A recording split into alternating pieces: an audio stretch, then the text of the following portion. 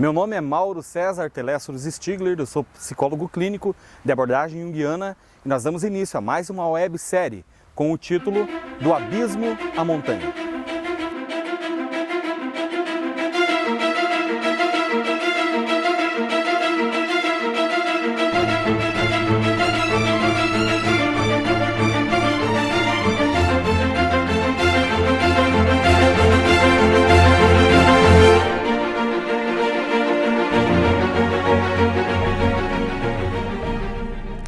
Nós estamos no ano de 1914, mais precisamente na Europa. Nessa época, particularmente, as criaturas humanas, a civilização, as famílias, tinham em comum algo muito peculiar, um grande desafio que a vida lhes apresentava. Estamos falando da Primeira Guerra Mundial, aonde que, garimpando com calma, vamos perceber personagens singulares e que, sem escolhas, tiveram que enfrentar aquele desafio. Escassez, mortes, pavor, ameaças de toda sorte fizeram com que a civilização, já na Primeira Guerra Mundial, experimentasse a obrigação de mudanças drásticas no seu cotidiano. Nesse sentido, na Primeira Guerra Mundial, então, que durou de 1914 até 1918, nasce uma das personagens de que nós nos utilizaremos para esses estudos mais aprofundados acerca da depressão. Estamos falando de Winston Churchill, que posteriormente, como primeiro-ministro britânico, também deixou marcas na sua história. Winston Churchill, nascido do ano de 1874, em família nobre, de linhagem real ainda, na Inglaterra, vai dar as suas contribuições e experimentar o lado avesso da vida. Aquele lado árido que se apresenta hora menos hora e convida o ser humano a movimentos, a tomadas de decisões que muitas vezes estão em totalmente desacordo com o seu estilo de vida, com as suas crenças, com os seus ideais. Este foi Winston Churchill. Churchill, no entanto, ganhará expressão, sobretudo, à época da Segunda Guerra Mundial.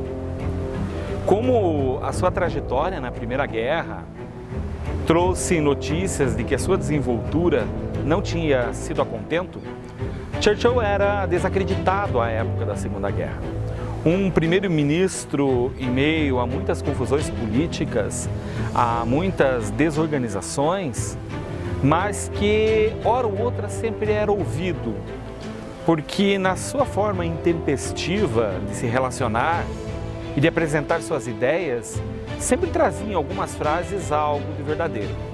E é assim que nós vamos ter ideia de como o nosso personagem foi trabalhando ao longo da sua vida e adquirindo novamente uma credibilidade e montando uma estrutura quase mitológica em volta da sua personalidade.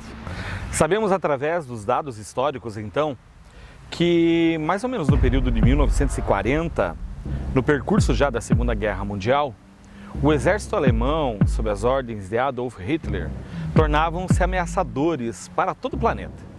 A vontade de domínio e de conquista, e sem medir consequências sobre as formas ou o número de mortes humanas que isso implicaria para a conquista, trazia no seio da sociedade algo jamais experimentado.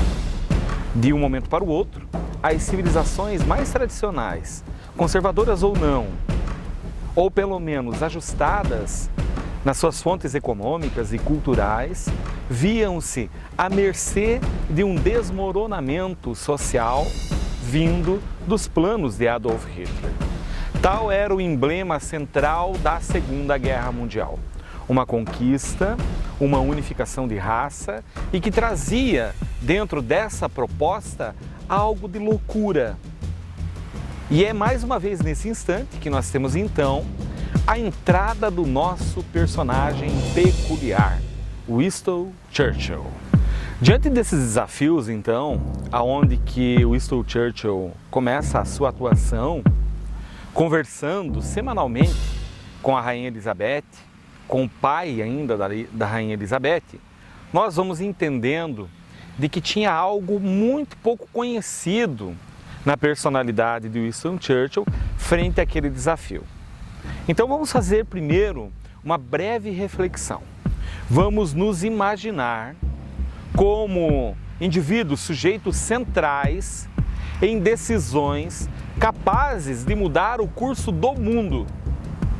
Imaginemos por instantes nós, logo mais à noite, adormecermos, deitarmos na nossa cama, com esposa, com esposo, estando com os filhos ou solitários, e imaginar que logo pela manhã, após o nosso café da manhã, a nossa frase, a nossa palavra, o nosso sim ou o nosso não, tomarão conta de dar rumos diferentes para a humanidade. Tal era mais ou menos o peso que caía nos ombros de Winston Churchill a essa época. Já estamos falando agora de 1942, 1943, onde que Churchill, em suas campanhas, viajava muito, inclusive para os Estados Unidos, conversando com o presidente americano, a fim então de fazer uma conversão de ideias para dar fim, objetivamente, à Segunda Guerra Mundial. E qual é a curiosidade que nós não sabemos que pairava na personalidade de Winston Churchill? Churchill era depressivo.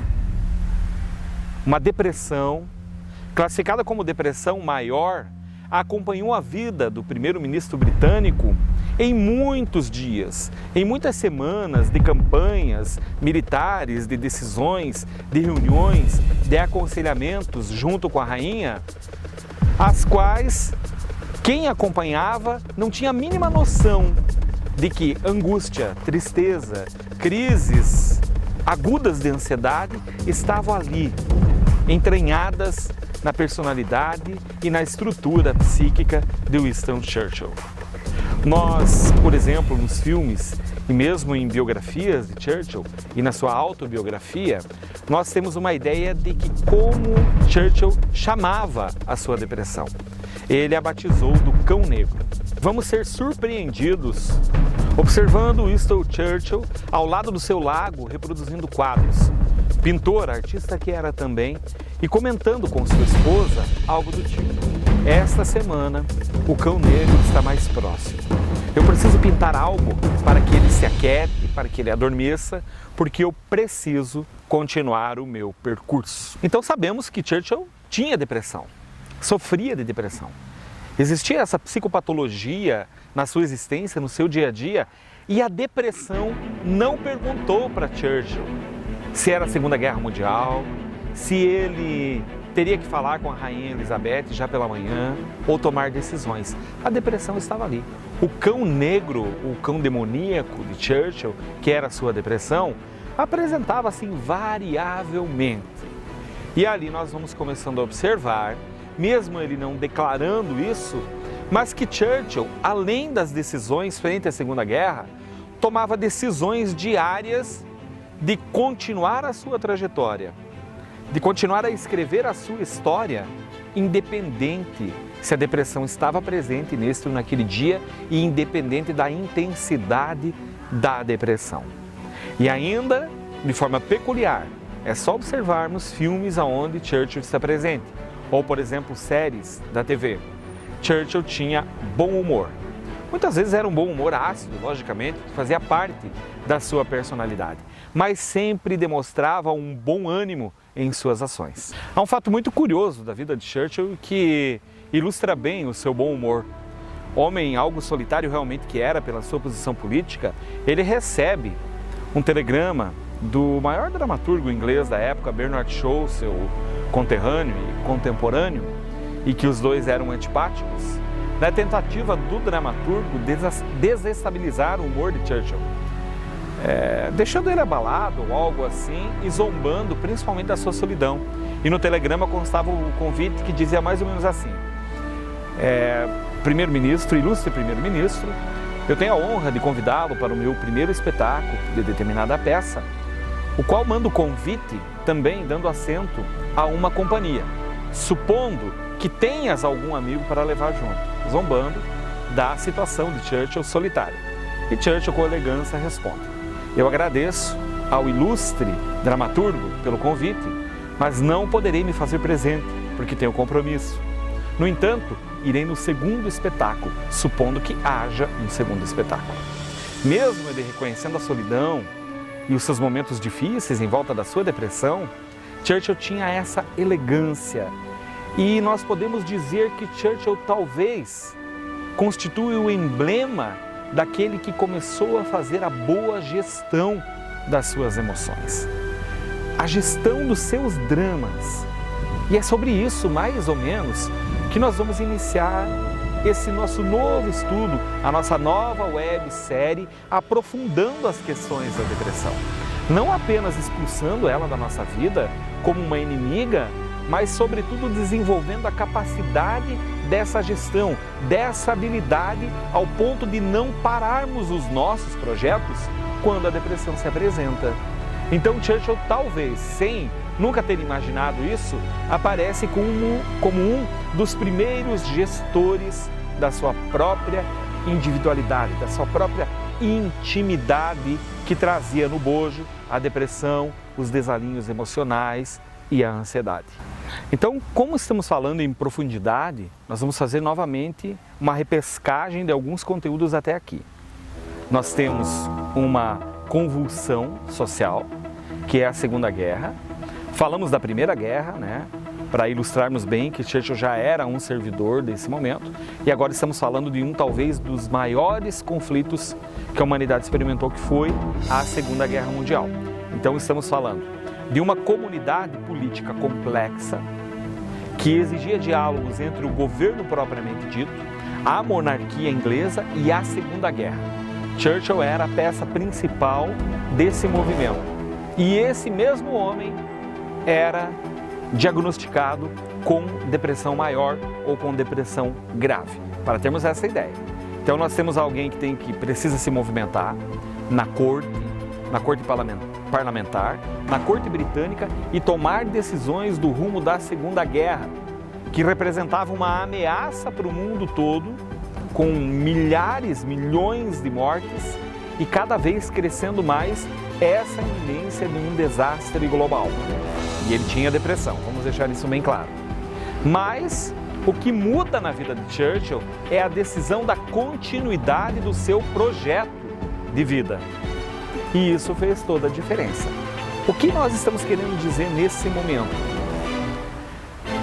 A linha divisória, quando uma depressão surge em nossa vida, muitas vezes diz respeito a uma reflexão profunda ao ponto de analisarmos os nossos projetos existenciais, para que realmente possamos ter essa amplitude do que dá gás para a nossa alma, para a nossa estrutura.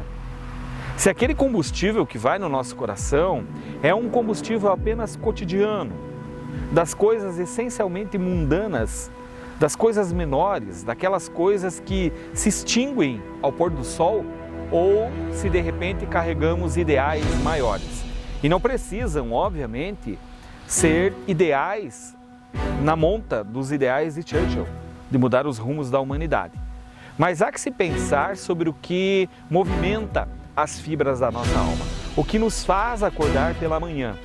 E com isso nós estamos começando a falar de um grande antídoto para as depressões, que é a busca, o reconhecimento do grande achado que é o sentido da vida, ou os vários sentidos da vida. E nesse momento nós vamos ilustrando com vários outros pensadores que nas webséries antigas nós já trouxemos um pouco desses pensamentos. E nesse momento nós aprofundaremos ainda mais. Trata-se, por exemplo, desse momento, falarmos mais uma vez de Friedrich Nietzsche.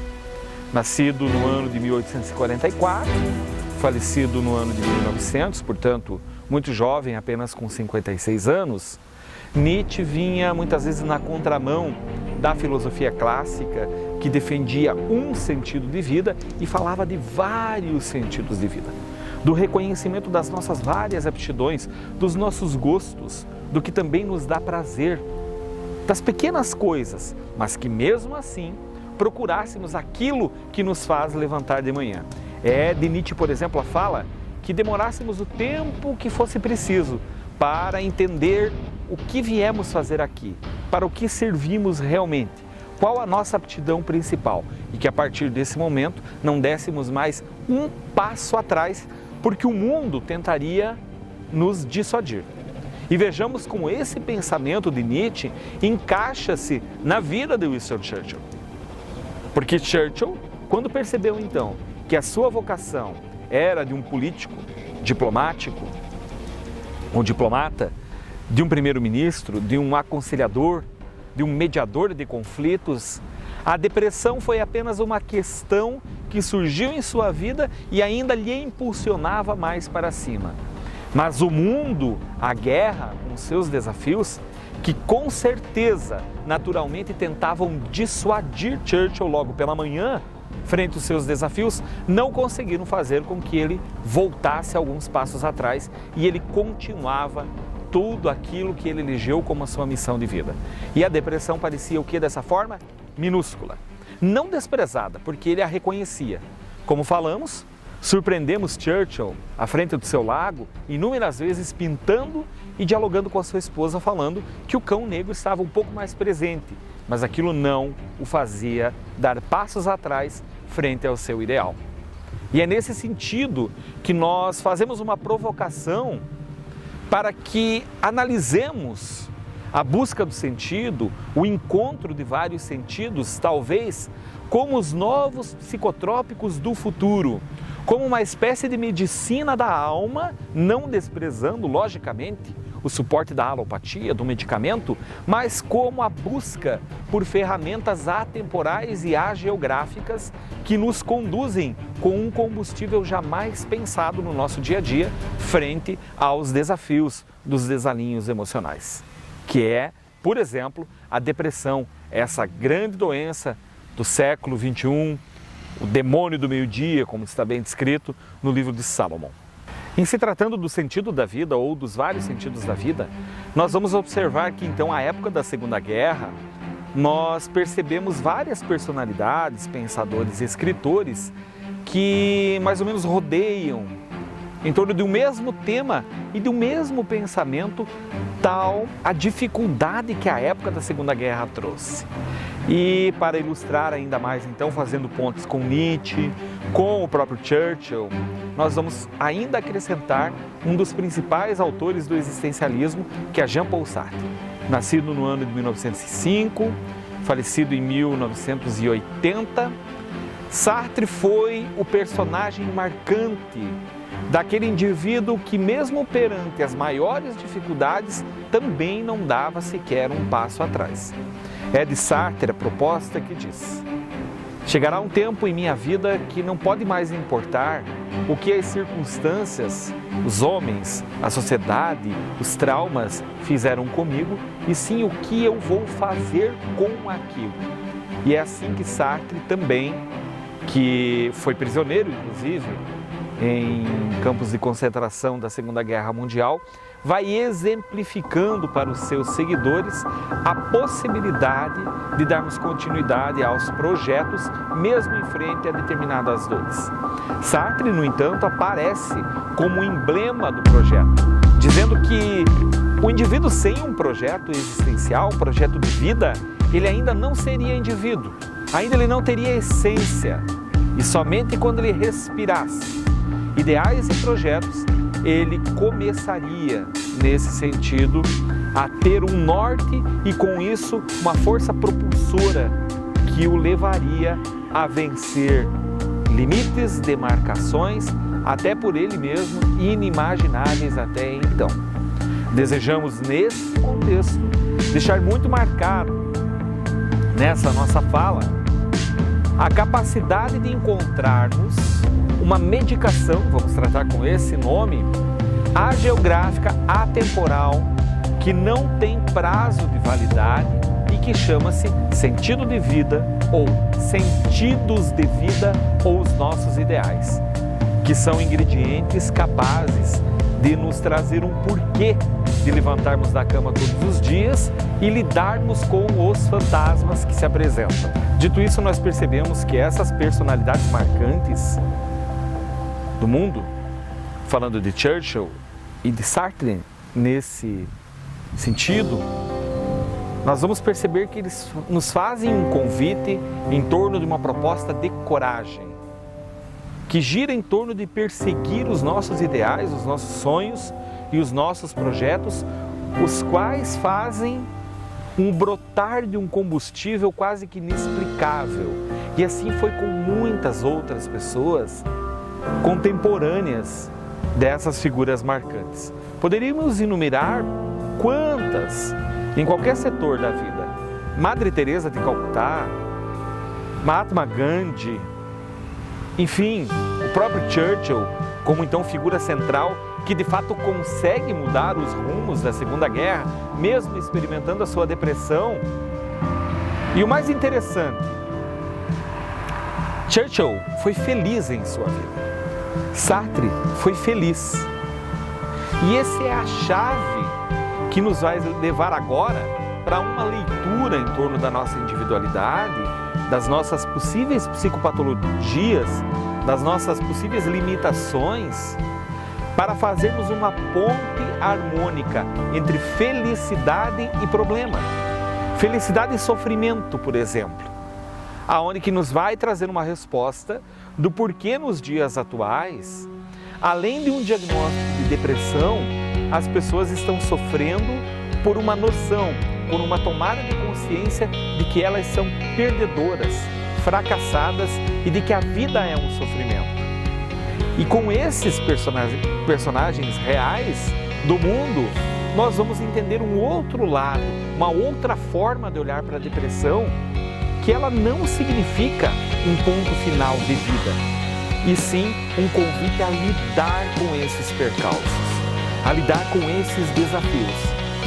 E nós vamos entendendo que então a depressão se torna ainda mais ferrenha, mais sofrida, porque nós temos um modelo psicossocial que obriga, que vende uma imagem de perfeição, e é somente essa perfeição que consegue ter uma saúde inalterável, uma vida financeira inalterável, uma vida relacional inalterável, que significaria uma vida em triunfo, ou uma vida feliz, ou a felicidade. E isso não é verdade. Porque desde quando estamos em um campo biológico, que é o nosso corpo, desde que estamos em um tecido social que independe das nossas decisões, as nossas flutuações de humor, de ânimo, no que diz respeito ao sofrimento, serão sempre presentes em nossa vida. Então não há como ter uma vida uniforme. E nós experimentaremos percalços, derrotas. Mas se nós estabelecermos um olhar frente ao nosso projeto de vida, a felicidade é possível, seja dentro dos desafios que se apresentarem, por exemplo, no contexto da nossa fala, da depressão. E é o que nós vamos encontrar, tanto em Churchill como em Sartre e em outros pensadores e humanistas. O desafio é que você possa pensar em começar a construir esse antídoto novo, que não há gastos monetários para isso, que não há um diagnóstico preciso, não há uma orientação. É você que vai encontrando essa dosagem adequada, que vai ajustando a dose ao longo dos teus dias. E esse antídoto, então, ou esse medicamento, chama o sentido da vida, ou os sentidos da vida, ou os ideais de vida, capazes de fomentar essa resiliência nova, capaz de dar conta dos nossos desafios frente a possíveis depressões. Pense nisso. Pense em se desvencilhar, em fazer por hora uma distância desse convite social que prega um ideal de vida e de mundo baseado em uma perfeição estética, em uma perfeição econômica que não se adequa à realidade humana.